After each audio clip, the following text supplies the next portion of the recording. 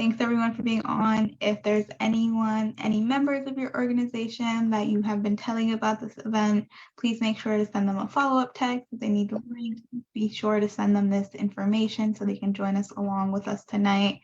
Hola a todos, bienvenidos.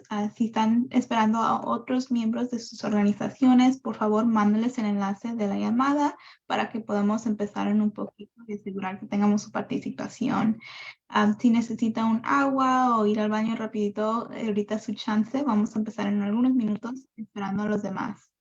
If you need a quick bathroom break or a water break, we're going to start in just a couple of minutes waiting for everyone to join.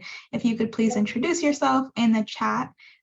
You can introduce yourself just with your name, your pronoun, and where you are in the state. And if you're part of one of the PAPPC organizations or an ally organization, please feel free to introduce yourself in the chat.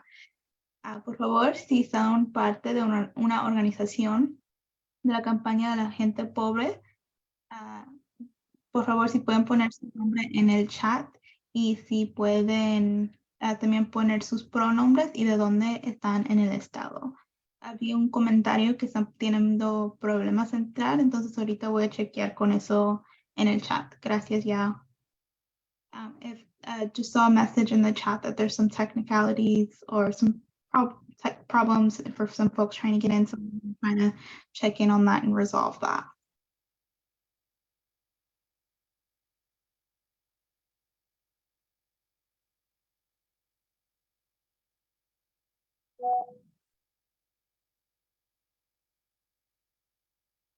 Welcome, everyone. Welcome. Thanks, everyone, for being on. If you could please introduce yourself in the chat, your name, your pronoun, where in the area you are, and if you're part of any organization or representing anyone here tonight. Hola a todos, buenas noches. Si pueden, por favor, introducirse en el chat, su nombre, pronombre, dónde viven en el estado y si son parte de una organización. Si tienen problemas técnicos, por favor, déjenos saber. If there's any tech problems, please let us know. I will be starting in a couple minutes. So if you feel free to grab a glass of water or anything, this is your chance. We'll be starting in 3 minutes.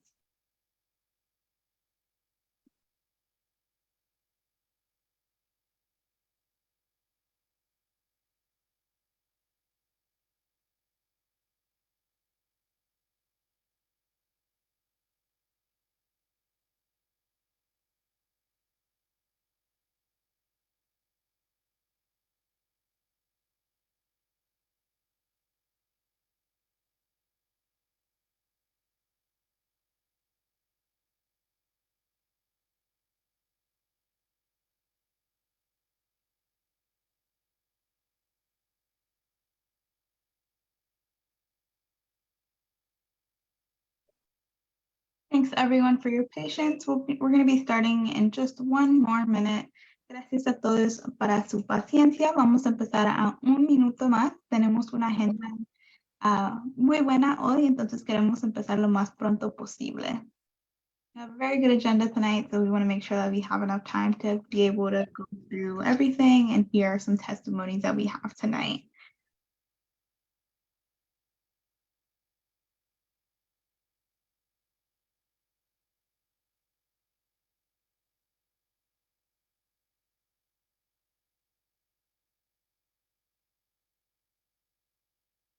Gracias a todos. Hope everyone's enjoying the weather.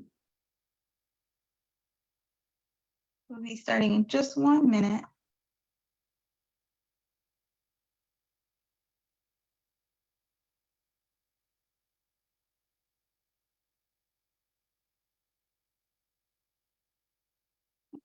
Thanks everyone. If you haven't already, please put your name, your pronoun, and where in the state you are, as well as if you are part of any organization. Hola, buenas noches. Si por favor todavía no lo ha hecho, yo sé que ya hemos visto mucho en el chat, puede poner su nombre, pronombre, su organización en el chat, por favor. We're going to get started at 7:05. I'm going to pass it to Matt we're going to pass it to Matthew Rosing for our opening blessing for the Freedom Church of the Poor and Put People First PA and the National Union of the Homeless. Vamos a empezar con una oración de Matthew Rosing de la Iglesia para los pobres y poner la gente primero de Pensilvania y la unión nacional de las personas que no tienen casa. I'm going to pass it to Matt. Welcome, everyone. Today I'm going to start us off by reading a prayer of St. Francis, a prayer for revolutionary love. Lord, make me the channel of thy peace. Where there is hatred, I may bring love. That where there is wrong, I may bring forgiveness. Where there is discord, I may bring harmony. That where there is error, I may bring truth. That where there is doubt, I may bring faith.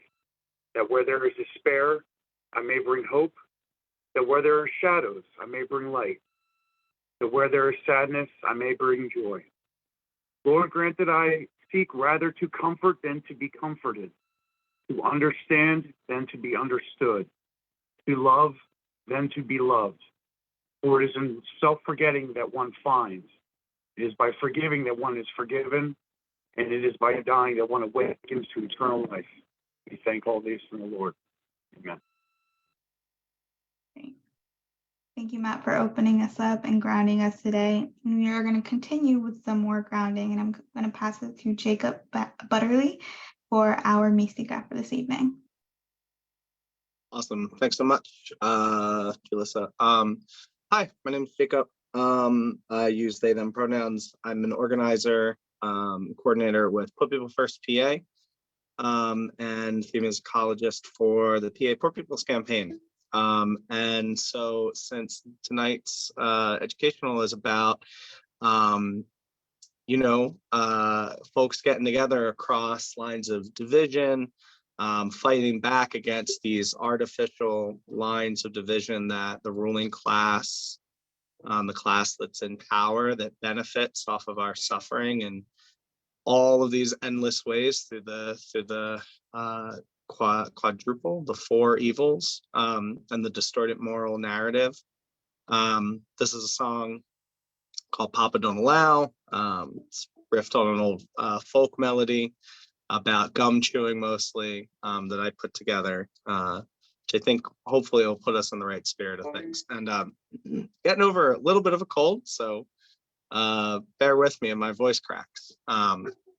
But once you kind of get the rhythm, you should be able to like figure out how to sing along a little bit at home. So yeah.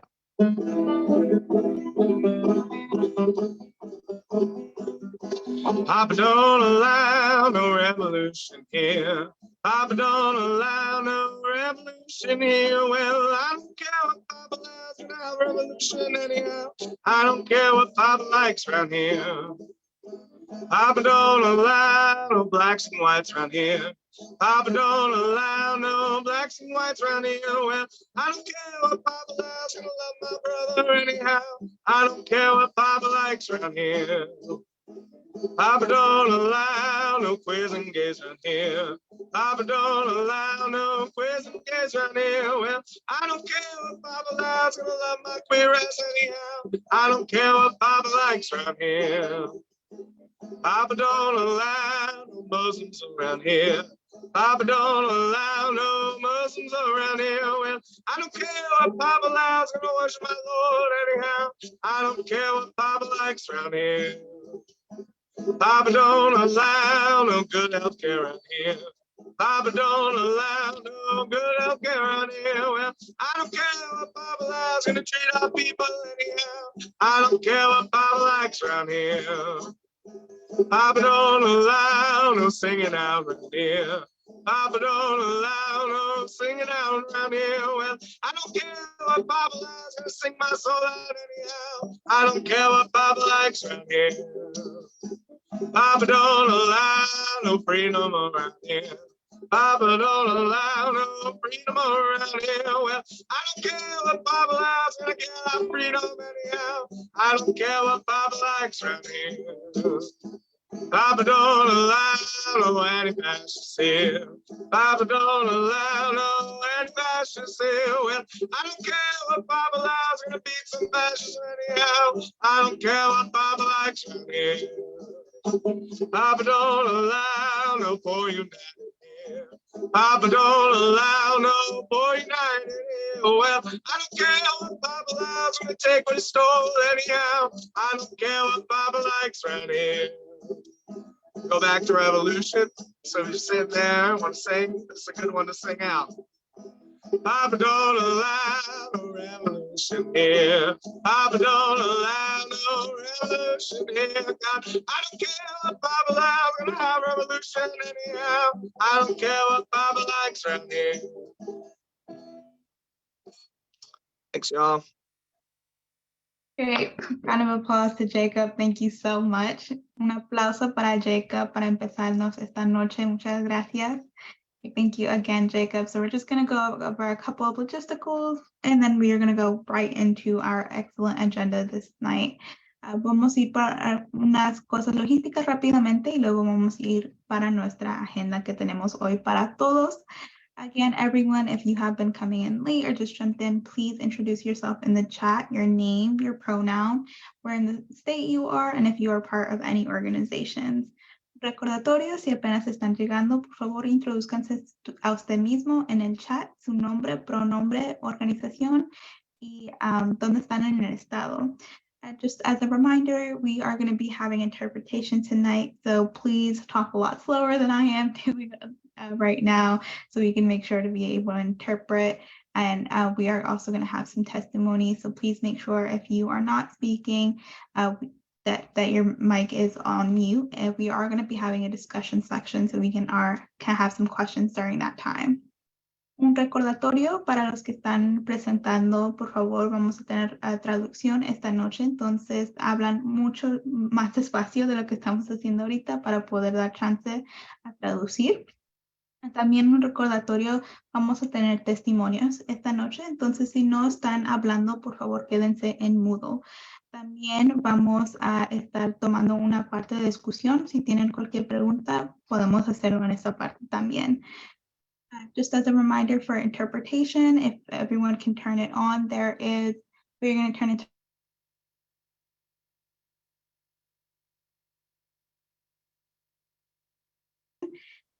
I think we'll set it. Sorry, go ahead and start again. Sorry. No worries. I think it'll pop up after I'm done with this, done saying this, and then we can turn it on. It's a little globe that says interpretation. On there, you can pick which language you will be likely listening at, which you would like to listen in. And if you are on your phone, there are 3 little dots that say more, and then the interpretation button is there. I'm just going to say this in Spanish. Ahorita vamos a tener la interpretación prendida. Por favor, como un recordatorio, está un globito, un mundo. Ahí se puede poner la interpretación y puede poner en qué canal le gustaría escuchar. Si están en su teléfono, puede poner hay 3 como botoncitos donde puede poner, dice more o más, si su teléfono está en español, y ahí debería estar el canal de interpretación y lo pueden ver. Ahorita lo vamos a activar, vamos a hacer una test run para nosotros y luego vamos a continuar. Right, so we're going to turn interpretation on now. We'll do a quick test run, and then we'll keep a lookout in the chat to see how things are. So I'll do a quick test run once we have the interpretation link on. Eric, go. Wait for you.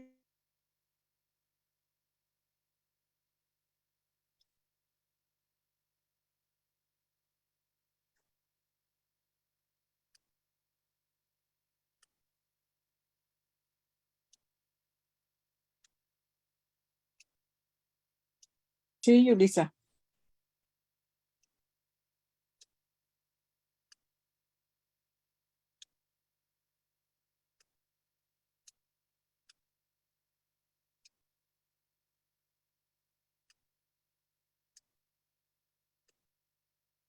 Good, okay, go ahead, Tammy. Awesome, thank you. Welcome, everyone. My name is Tammy Rojas. I'm one of the tri-chairs of the Pennsylvania Poor People's Campaign and National Call for More Revival. And I'm also a member of Put People First PA and the Pennsylvania and National Union of the Homeless, and I'm with Freedom Church of the Poor. Tonight, we will be talking about divide and conquer tactics and politics and how we overcome them to build a moral fusion movement. In order for the greed and corruption of the ruling class to continue, the working class must be divided and conquered. Waging divisive and hateful campaigns and creating disproportionate oppression turns people against their neighbors, allowing for the ruling class to continue its oppression and plunder of the working class. Think about it. Who have you been told to hate by millionaire media and politicians who are paid by billionaires to convince you to hate your neighbor, rather than to join with your neighbor and challenge the greed of the ruling class? We all can think of times in our lives when there has been a coordinated effort to demonize struggling people. We all been exposed to hateful words and ideas designed to turn us against each other and isolate us so that we cannot get into step and move forward together. Some examples of divide and conquer efforts.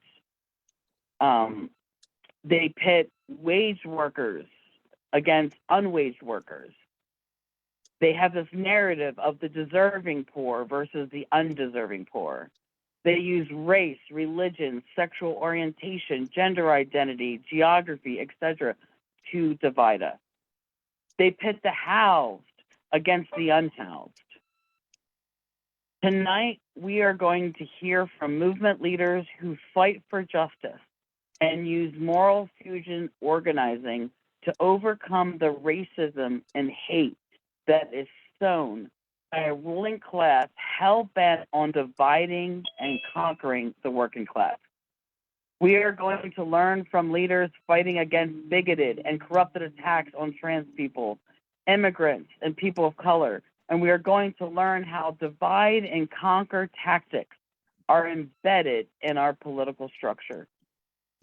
But first, we are going to review a graph from Put People First PA, a multiracial, grassroots, statewide base-building organization who are developing leaders across all lines of division. There are divisive tactics that we are most aware of, right, or that seem to be obvious, that we hear a lot about in the media, from what is called the right wing, right, the hate groups and things like that. You know, those are the ones we often hear about.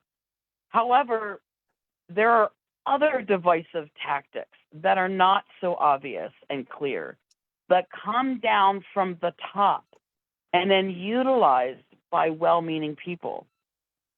This is why we incorporate political education and leadership development across differences in our organizing work. And when you get a chance, Eric, if you want to start bringing up the graph for us to read together. So we're going to read this graph together, and then it's going to be followed by testimonies from our moral fusion movement leaders.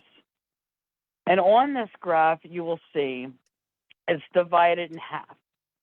So we have the column on the left describes what is referred to as like anti-racist work. The column on the right describes the work of leadership across difference. It describes like this pivot, right? And it contrasts with the anti-racist work and narrative. So again, this is one of these examples that that when narratives come down from the top and aren't created by us everyday working class people, it can get distorted and still, even well-intended, can still cause division. And that's why we make these pivots to think across race and other lines of division.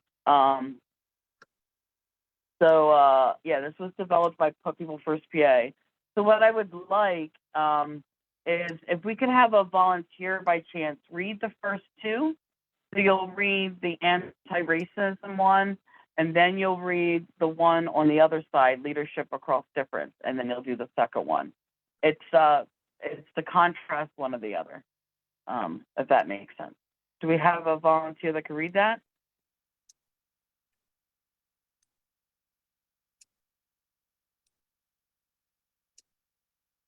I'd be happy to do that.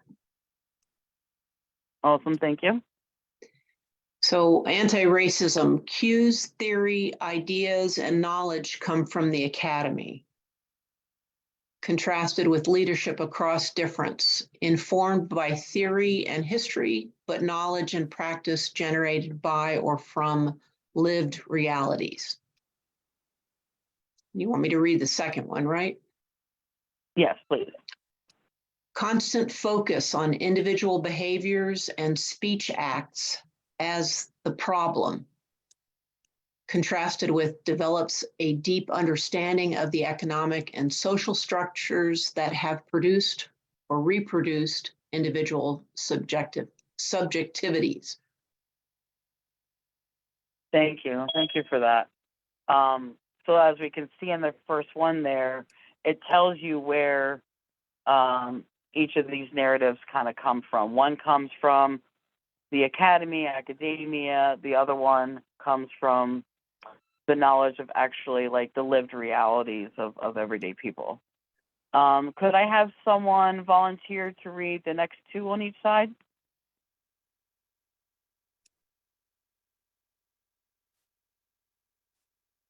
I can read. Okay, thank you. So we have allyship under anti-racism versus solidarity in leadership across difference. And in anti-racism, racism is distinct from and can be ended without addressing capitalism versus being strongly grounded in the materialism of white supremacy. One can't be fundamentally addressed without the other. Awesome, thank you so much.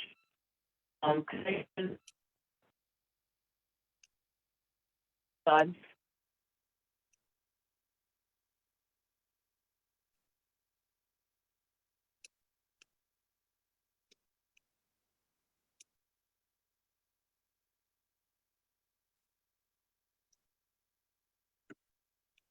Okay, I guess I'll just read this one then.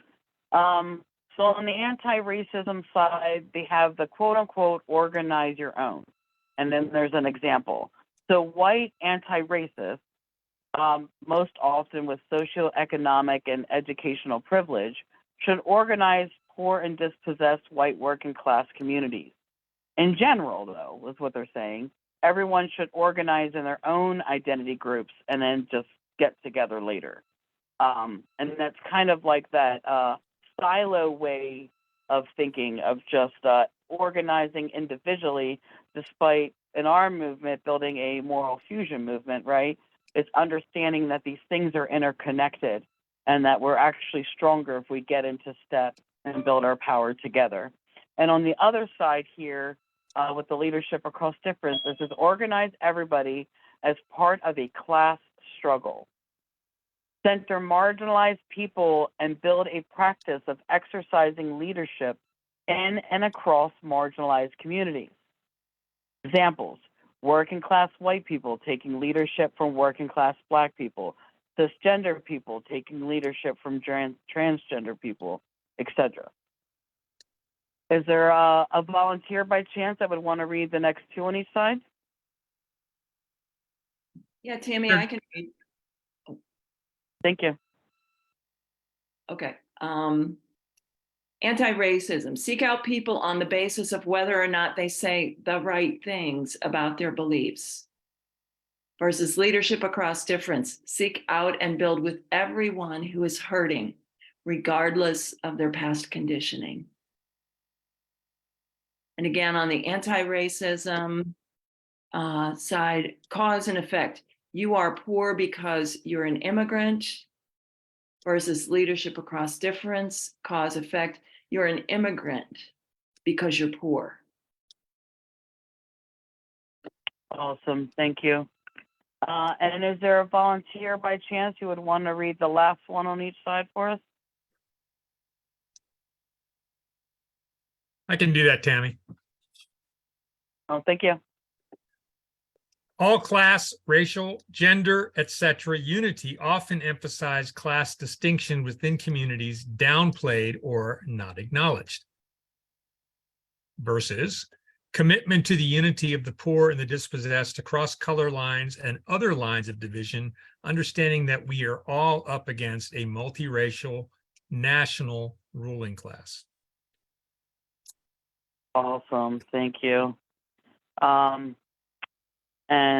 that is our doc. And I can say that this was amazing when we put this together, and definitely has helped me build some clarity too, and hope it was helpful for y'all. And now we're going to go into our testimonies, and you can take it off screen.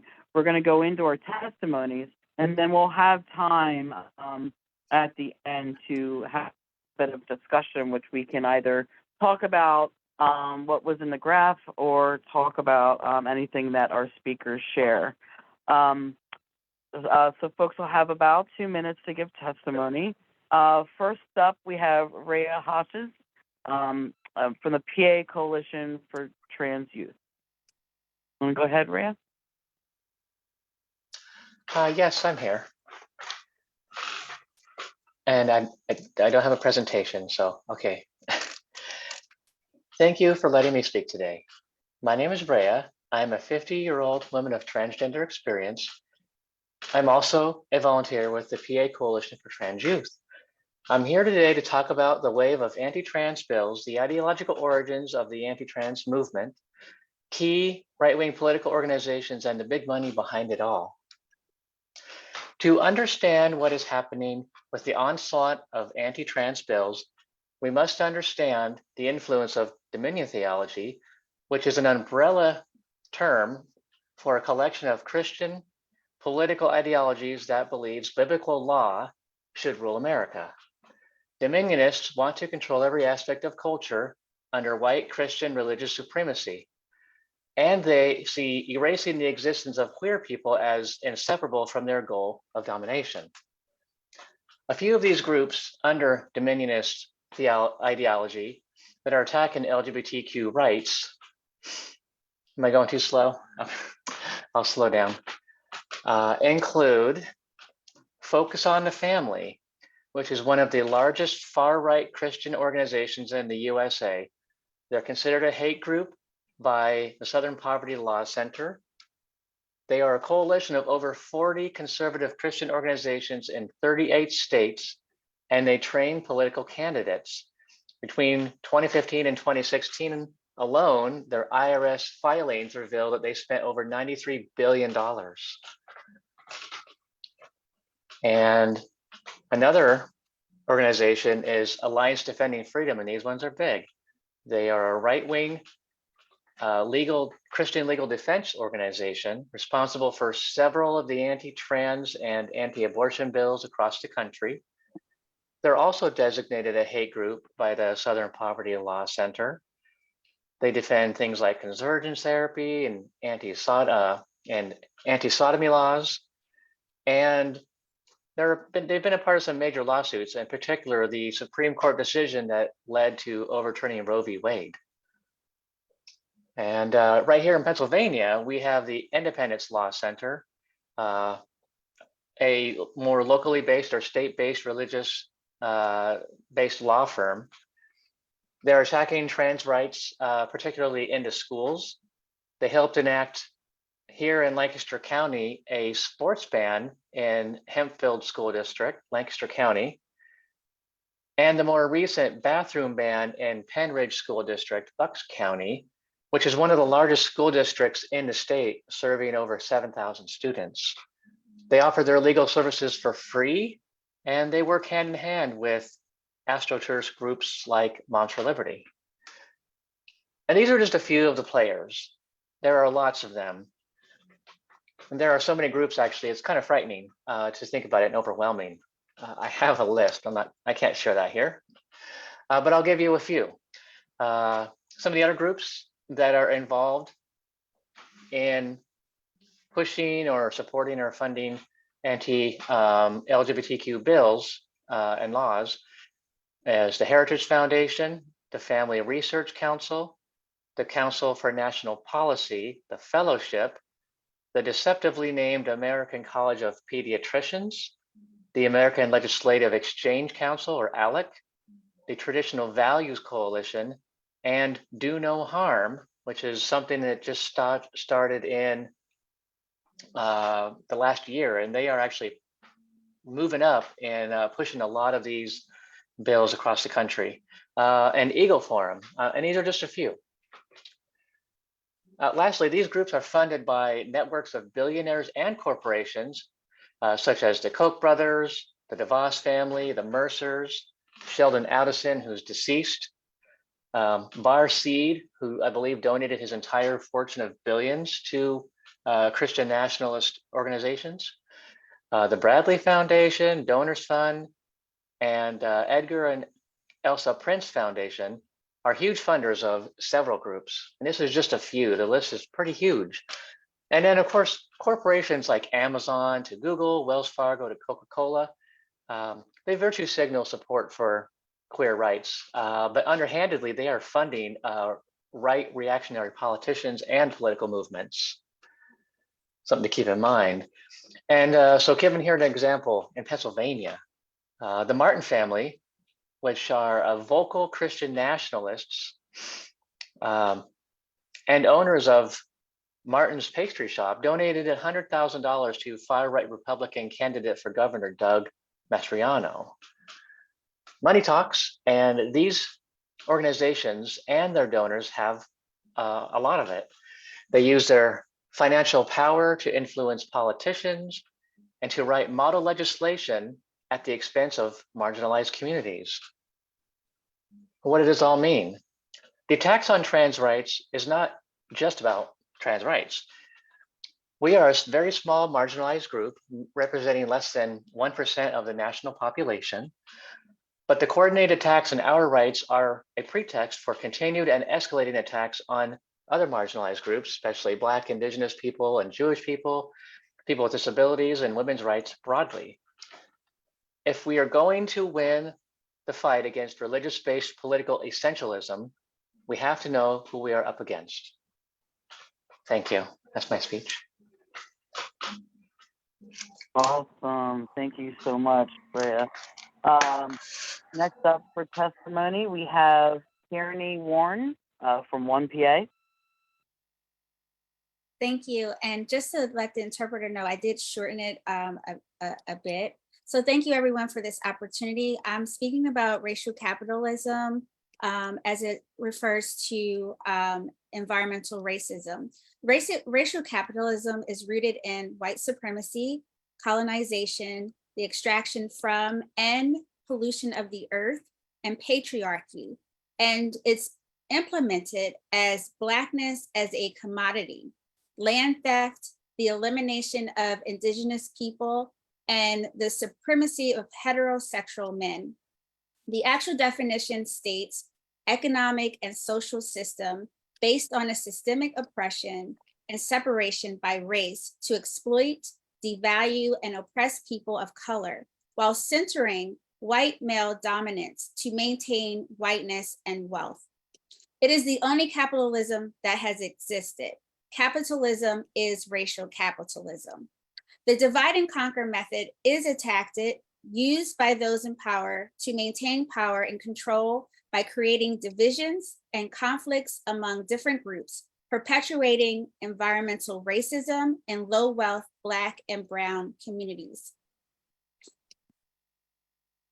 Environmental racism, racial capitalism, and the divide and conquer method exacerbates the disparities faced by low wealth Black and brown communities. Racial capitalism has a direct link to climate justice. The impacts of climate change and environmental degradation are not evenly distributed, and Black and brown communities bear the brunt of these consequences. And many people have a not in my backyard mentality when referring to environmental injustice. I live in Chester, Pennsylvania, which has been listed as one of the worst cases of environmental racism in the country. It is the home of the largest waste burning incinerator in the country, and it operates with the fewest air quality controls. We suffer from elevated risk of exposure to pollutants leading to adverse health effects such as respiratory illnesses, cancer, and developmental disorders. Chester is 70% African American, and the poverty rate is at about 31%. It is the only city in the county where it's located, and it was a once booming and thriving city filled with job opportunities, recreational venues, and attracted visitors from nearby areas until Black residents elevated financially and began moving into the predominantly white neighborhoods and began to integrate the schools. White flight occurred, industries left, and resulted in Chester being deemed as an unsafe place.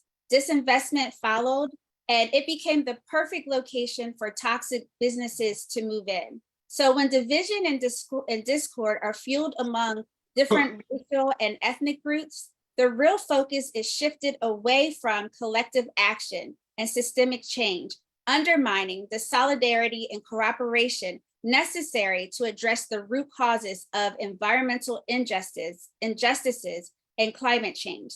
The environmental justice movement is a not in anyone's backyard movement. And together we have the power to create a better world for ourselves and future generations. Thank you.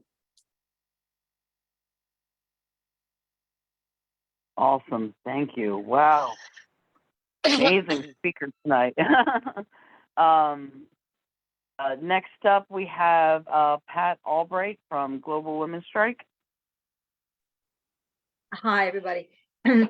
I wanted to expand a little bit on what Tammy raised earlier about the divisions between workers and who are considered non-workers, working people and the poor, the working poor versus the poor, and of course, referring to us as welfare queens.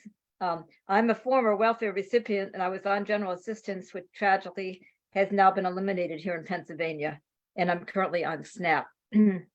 The truth is that we are all workers. Those of us who are poor don't need to be given a hand up, a handout, or pull ourselves up by our bootstraps. We need the work we are already doing to be recognized, valued, and supported with the cash we have earned and deserve. Work requirements mean, for example, in TANF, that we can't raise our children the way we are, the way that we would find best and safest for them. That we can't keep an eye on them when they are when we need to, especially when they're in middle school and high school years. And as Beulah Saunders with the National Welfare Rights Organization, which urged Dr. King to launch the Poor People's Campaign, said in 1972, is it fair to call a woman lazy who stays at home, cooks, washes, irons, cleans the house, teaches their kids how to do things, and helps them with their homework? Mothers with 2 children in Pennsylvania who are on TANF can get only $403 a month, and their children can then be taken due to their poverty, while money is available to the child welfare industry to pay foster parents. History shows that when welfare benefits are increased, the minimum wage goes up, and women are able to have some financial independence to determine what relationships we want, including lesbian, queer, and to leave abusive relations. What work is and who is a worker needs to be redefined. And now the debt ceiling deal threatens to impose further work requirements and time limits for those of us on SNAP and TANF, which is critical at this point in time to fight against this. And I encourage everyone who can to participate this weekend. I'm sorry, this weekend to participate in an international and community gathering we're having here in Philadelphia to end women's poverty. It's centered on organizing for a guaranteed care income. Let me try to close this door.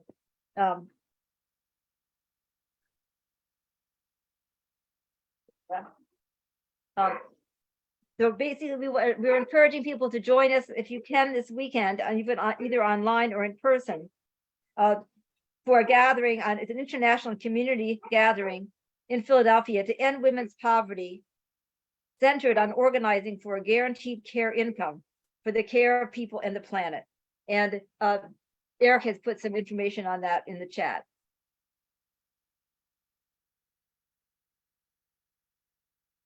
Awesome. Thanks, Pat. Next up, we have Jasmine Henderson from ACT UP Philly. Let me turn this light on real quick. Sorry.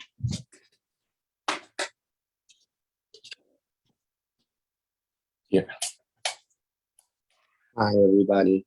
So you've heard so far about how they're dividing us, right? You've got people coming for trans folks, you got people coming for Black folks, you've got people coming for working mothers. And right now in Philly, we are organizing weekly protests because the Marriott plans to host Moms for Liberty in this city at the end of the month.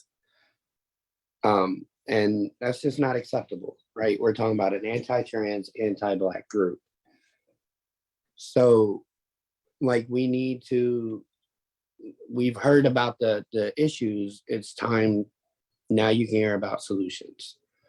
We band together, we come together, do the exact thing that they're trying to prevent, and work together to make the future that we want to see. And like that's what we do all the time with ACT UP. That's our goal is to. I'm sorry, I had a rough day and my mind's not quite working the way I wanted to. Yeah, that's our goal. And I hope by hearing the people that spoke before me and them laying out the clear issues that folks will join in and help us to create the world that we want to see. I don't really have info to share. We're doing them every Friday. This one will be Friday at 6 p.m. at the Museum of the American Revolution, because that is where Moms for Liberty plans to have their reception. And we're actually trying to stand in solidarity with those workers because they do not want them there. And the museum knew they were hosting them in December, but waited until the last week to let their workers know. So we'll be there this Friday. Not sure about next Friday yet, but I can share with the PAPPC once we have decided and get them to share it out.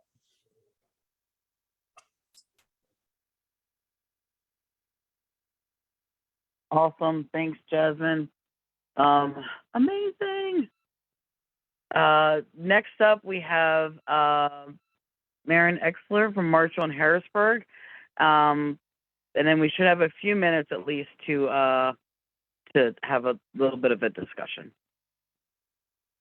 Hello. I do have some slides, so I'm gonna, I can't share my screen. I don't know if there's any way to make me a co-host.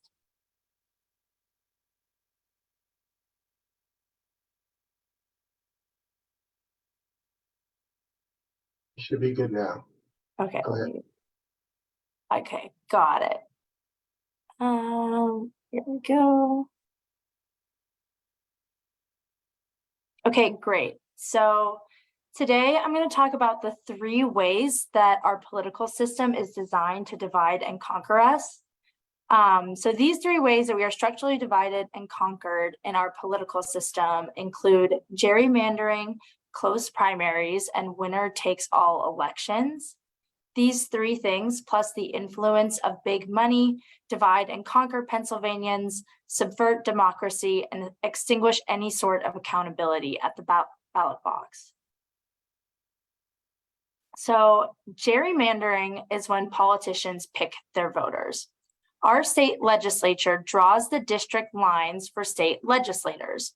This creates non-competitive districts where only one party has a locked-in advantage over the other. Every 2 years, all 203 of our state house seats and half of our 50 Senate seats are up for re-election. There are 228 legislative elections across PA to decide our state legislators every 2 years. In 2022, How many of our 228 legislative elections do you think were competitive, which means it was within 10 points? And feel free to call out your answer or drop it in the chat.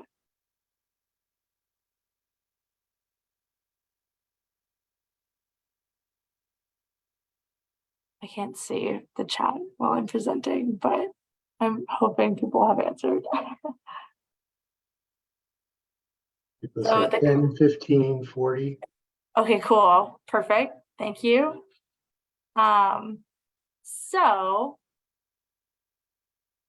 there we go. In 2022, the correct answer was only 21 out of 228 legislative elections in Pennsylvania were within 10 points and thereby can be considered competitive. Only 9% of general elections were somewhat competitive. Gerrymandering lets powerful legislators and party bosses protect themselves and each other, and it makes most of our general elections predetermined and meaningless. This makes the primary elections all the more important. So the next question is, who votes in primaries? In Pennsylvania, we have closed primaries. Independents are not allowed to participate in the primary process. This forces people to register with a major party for their vote to matter at all, because only the primary election matters in gerrymandered districts. About 14% or 1.23 million Pennsylvanians are registered independents and cannot vote in primary elections. Our 14% independent rate is actually much lower than it would be if we had true freedom of political association. In nationwide polls, over 40% of people in the USA consider themselves independents, far more than people who identify as either Democrats or Republicans. Our current system discourages independents and third-party members by locking them out of all the important primary elections. And for registered independents and third-party members to cast a ballot that actually matters, our closed primary system makes many Pennsylvanians become part of political parties that we do not want to be a part of. And it isn't just who votes that matters. How we vote also matters. And the way we vote also makes no sense. So in most states, including Pennsylvania, we vote using an antiquated winner-takes-all system where you don't need a majority of votes to win. You only need to get more votes than everyone else. That means you can win the election with 40, 30, even as little as 20% of the vote, which would mean that 80% of the voters voted for another candidate other than the one that won. There are many downsides to winner-takes-all voting, but today we're going to focus on two, and the first one is lesser of two evils voting. For example, suppose there are 3 or more candidates on the ballot, and a voter's preferred candidate has, quote, no chance of winning.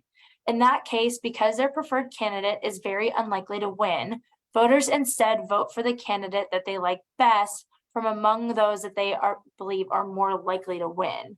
But by choosing the lesser of two evils, their vote fails to express what's most important to them.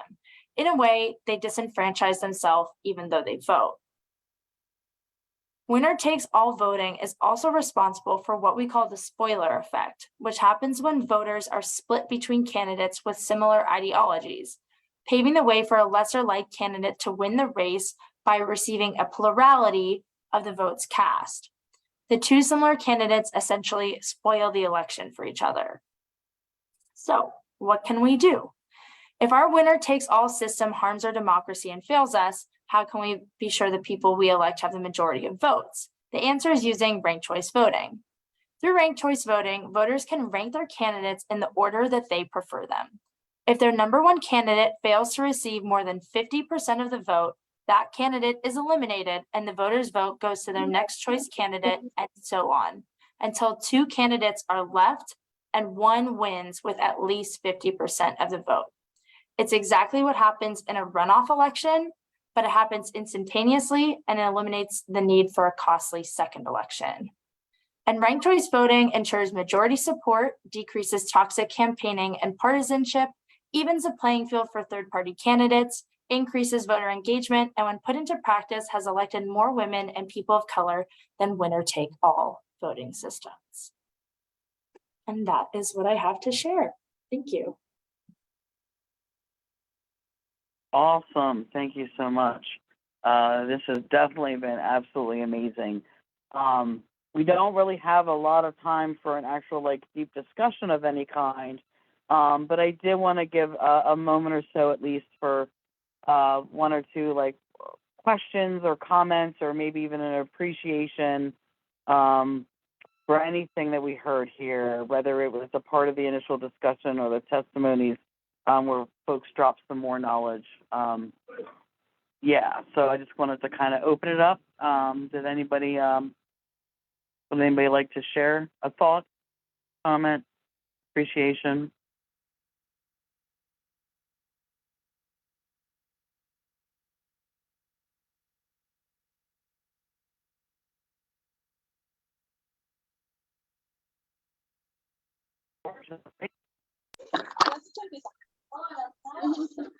Hi, this is George. I'm in Philadelphia and part of March on Harrisburg.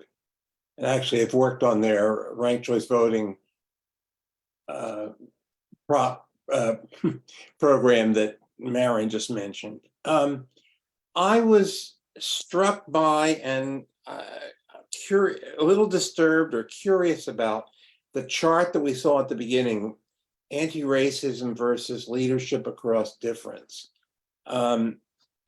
Because I just wonder whether putting those two issues sort of in tension with one another might be perceived as sort of denying the significance that racism plays and has played for hundreds of years in the US, which is not to say that divide and conquer is evil, and we know divide and conquer happens, but I just wonder how drawing that distinction that, and I think plays I think there's a little bit of a miscommunication or lack of clarity on the end. If the leadership across difference is absolutely naming racism, naming why it happens, how it happens, and how we conquer it. It's the other form, the reason why it was in parentheses, anti-racism, it's not to say leadership development across difference doesn't address that, because that's absolutely what it addresses. The quotations of anti-racism work is because that's what it's called. And it's a wide variety of different things. And because it comes down from the top, it's not coming from us. Leadership across difference is utilized within the Poor People's Campaign, the different organizations.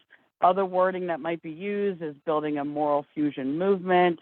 And it's very, leadership across different is very hard to accomplish, but absolutely needed. It's what Martin Luther King Jr. talked about when he organized the original Poor People's Campaign and brought together the poor across all lines of division, more specifically at that time race, where he brought together poor Blacks, poor whites, poor Latinx, poor Indigenous people together for the Poor People's Campaign. That's leadership across difference.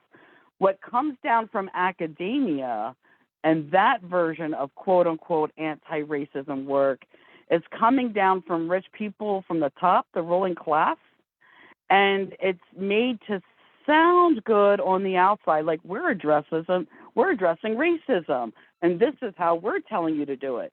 It's because that work deliberately negates the fundamental root problem of racism, which is white supremacy, which was incorporated and constructed to strengthen and grow capitalism.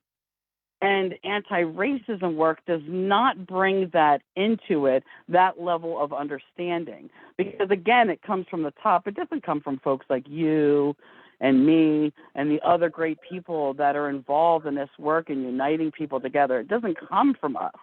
It just comes down to us in a way that is trying to squash out leadership across difference, because coming together is what they don't want.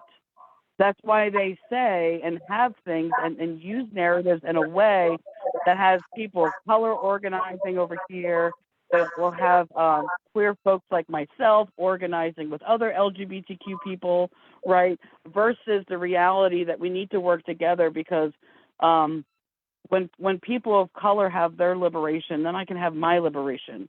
When us queer folk get our liberation, then folks who are not on that spectrum can get their liberation, right? We heard Rhea talk earlier very powerfully how the tax on us LGBTQ or queer folks is an attack on everyone else as well. So that's leadership across difference.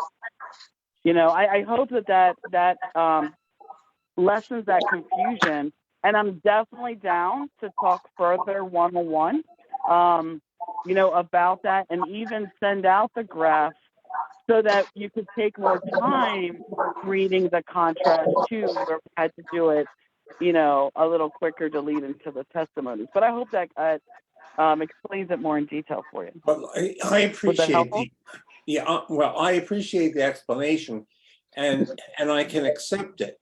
But I think that the technical definition of anti-racism that you're using as coming down from the top is not necessarily how people like me understand anti-racism. And in my circles, a lot of us have been working to understand how to be anti-racist for a long time, and not because. And I think in that case, then there's let me nothing finish, to fret please. about because it doesn't. Tammy, I'm speaking now.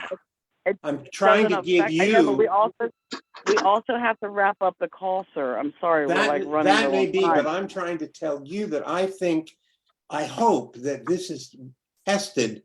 This chart is tested with a lot of African American people, and that you're not turning people off.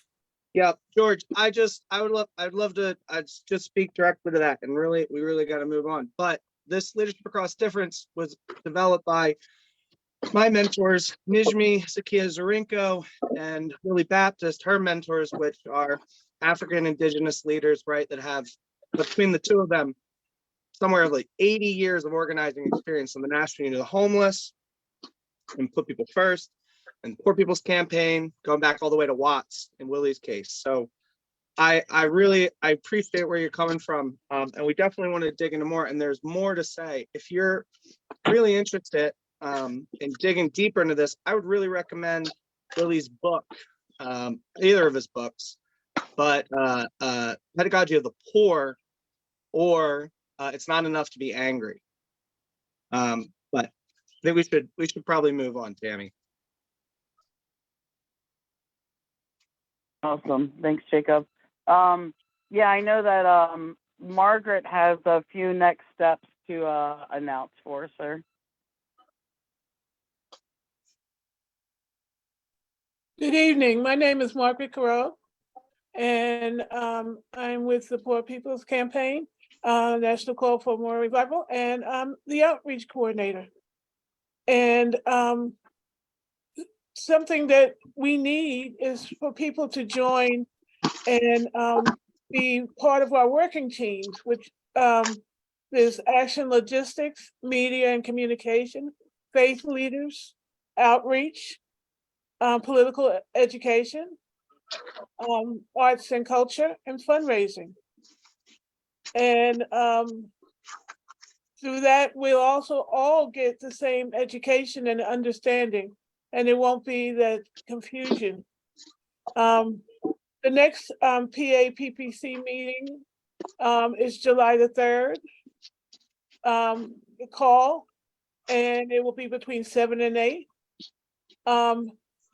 The members organizations announcements. Of course, you heard about the Act Up Liberty Moms protest. Put People First is having a monthly educational on Saturday, June 10th, from 11 a.m. to 12:30. And the topic will be the battle for the Bible and the Freedom Church of the Poor. And I would ask, would someone put these things inside of the chat so people can see them?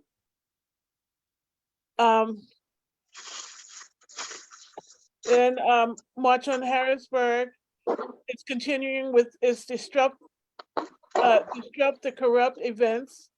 And there's a whole list. They're going to be in State College, Mount Airy. Go down. Mount Airy, Indiana, Butler, Clarion, and Harrison City. And then it's going to be ranked choice voting events, and they'll be on Zoom. And as you can see, one is RCV, Policy Experts Training, and the other one is what, why, how, ranked choice voting in PA. We also have MILPA, phone banking to House leaderships this week. And also GWS, grand opening of the Crossroads Women's Center in Philadelphia, and International Community Gathering, June 9th, to the 11th, and women's poverty, a guaranteed income for all caregivers of people and the planet. And there's a link that you could go to. These are all important events, and they're all will help you understand this issue of how we're trying to be divided and conquered, and why we have to put up a fight against it.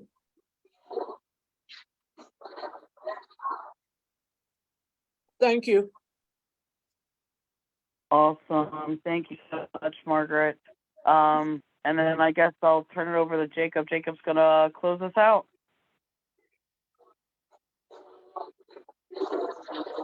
I appreciate everybody being here tonight. You know, let's sing Solidarity Forever, which this song really could deserve a whole hour on its own to hear the history, the importance of this song, in its roots as Canaan's happy shore, to John Brown's body, the Battle Hymn of the Republic, to the Ballad of the Buffalo Soldiers, and Solidarity Forever.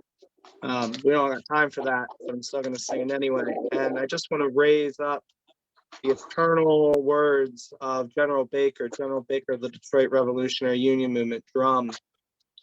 Gone far too soon, we could certainly still use him. But to speak about this song and say Solidarity Forever, right, is solidarity across time and space. It's about solidarity forever, right? It's not when you clock out at the end of your shift. It's not only until Tuesday's brunch. It's solidarity forever.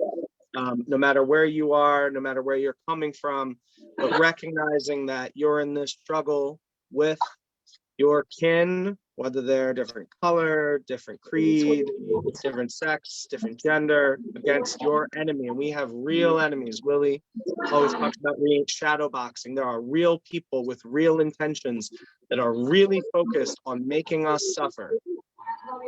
And so we've got to, we really got to get down to the brass tacks and be root doctors about that reality and look for the solidarity, look for the points of unity between us. Because we got a lot more in common than we got apart. Was there a lot of sickness? Through the workers' blood shall run. There can be no power greater anywhere beneath the sun. Yet what force on earth is weaker than the feeble strength of one? But the union makes us strong. Is there aught we hold in common with a greedy parasite who would lash us into serfdom and would crush us with their might? Is there anything that's left to us but organize and fight while the union makes us strong? Solidarity forever. Solidarity forever. Solidarity forever. For the union makes us strong. It is we who plowed the prairies, built the cities where they trained, dug the mines and built the workshops, endless miles of railway.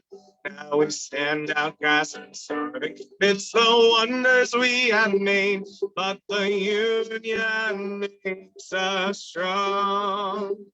It is we that wash the dishes, scrub the floors and chase the dirt, feed the kids and send them off to school, and then we go to work, where we work for half the wages, for a boss who likes to flirt, but the union will make us strong.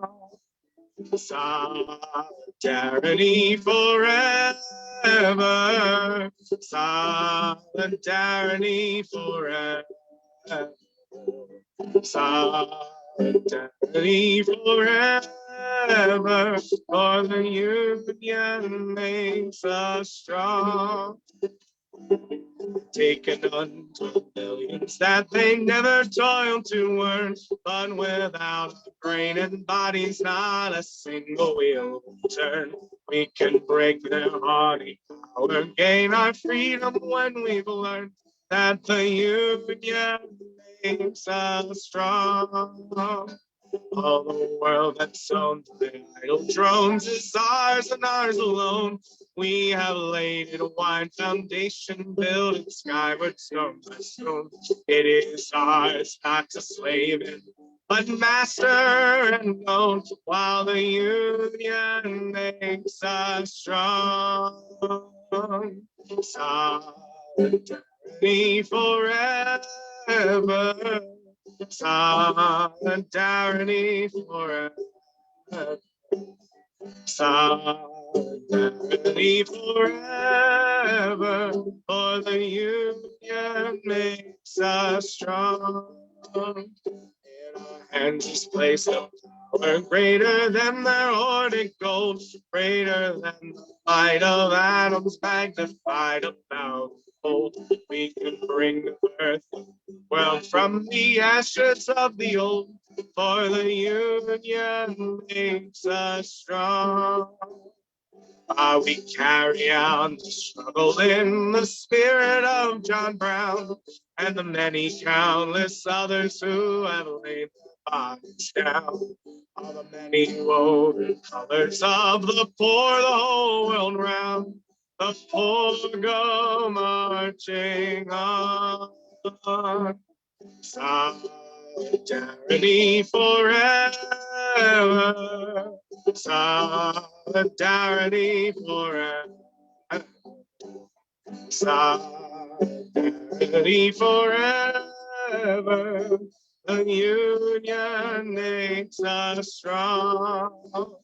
As the world spins round, the progress of technology goes on. There's less work and more abundance, but the poor grow wide long.